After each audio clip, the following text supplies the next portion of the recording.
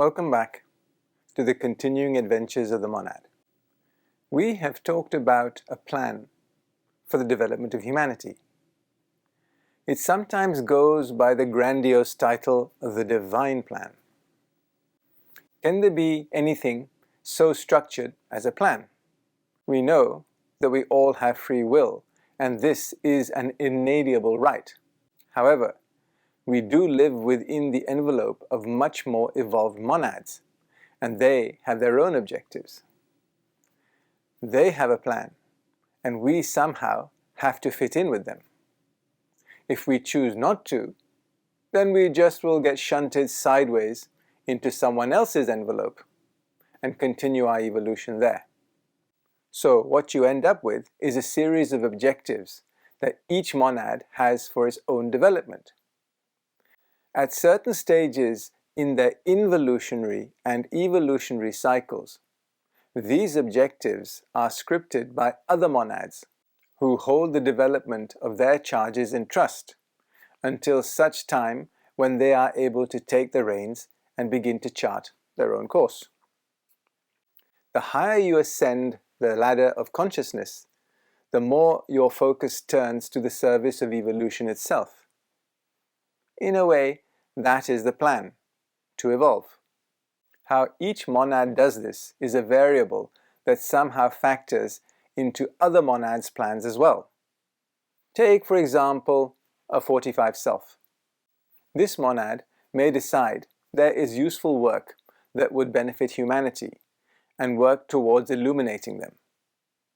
What does this 45 self do?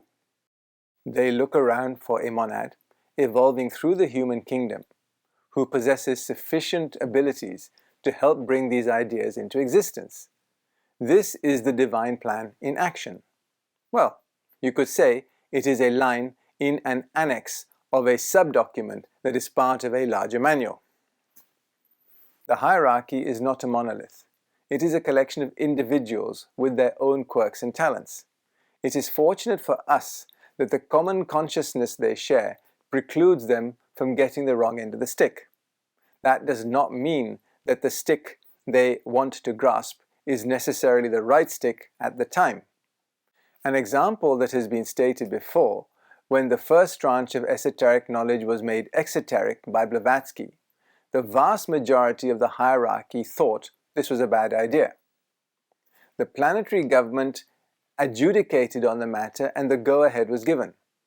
The experiment was deemed a failure within 8 odd years. Was it part of the divine plan for this failure to occur? I rather think not. It is more likely to be the case that this was one possibility of outcomes that fell within the purview of a larger plan. Certain members of the hierarchy thought they could pull the plan off. They had to go back to the drawing board and came back with the little blue books. In this way, the plan is a living document with lots of codicils. So, we can conclude that the hierarchy is a collection of individuals with divergent opinions. They instigate activities that may or may not go as planned. What is not debated is that there is an overall objective, that of the evolution of all within a system. In our case, the plan that governs our evolution is one that we continually seek to screw up. We have every right to do so, and we do. We then suffer the consequences and feel very sorry for ourselves.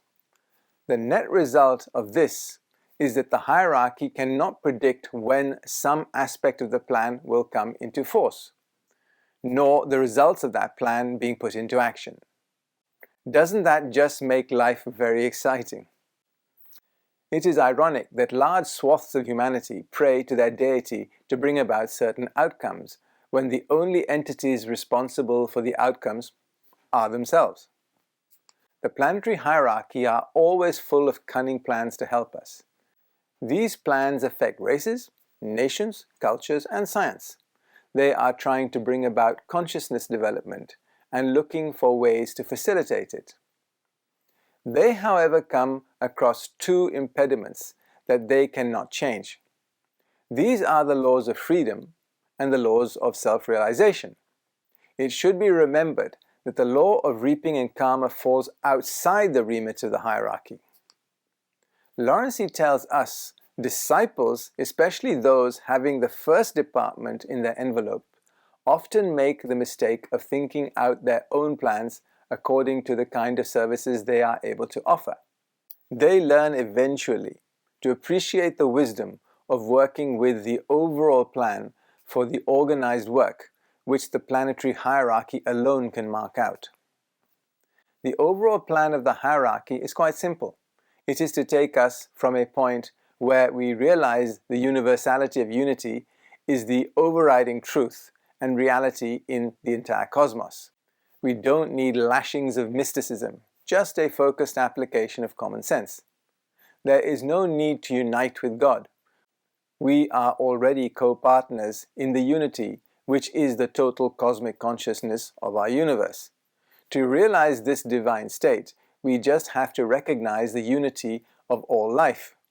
In this way, we will fulfill the prophecies, and the New Jerusalem will descend upon us, bringing heaven to earth. Let's just hope we don't get flattened in the process.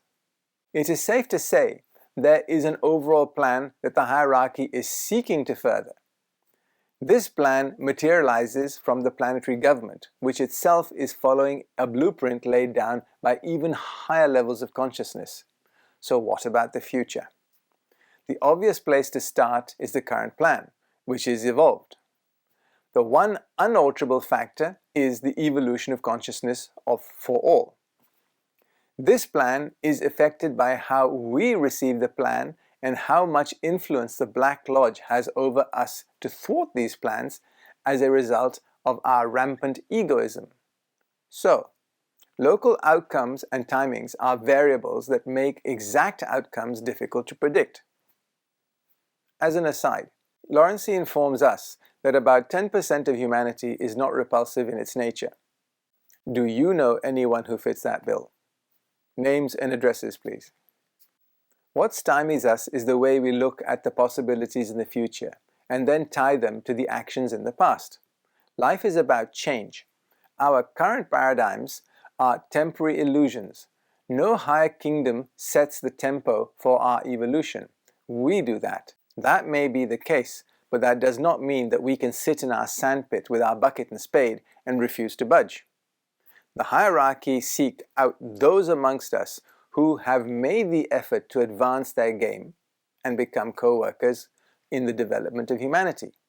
Through these individuals, they seek to influence us. Remember, we are in someone else's envelope. When that entity decides to move on, we either move with it or we move somewhere else. This is what is referred to as the Day of Judgment. That somewhere else may be another planet or another solar system. Lawrence tells us that it is a common misconception that humanity's cry for helps rouse higher kingdoms to intervene, as if they had not foreseen the need long ago. It is not worthwhile to take extra measures, however, unless humanity is ripe to perceive the help given, wherever it comes from, and use it rightly. Higher kingdoms are willing to help, but the help given must further evolution. We must remember that the salvation is always collective.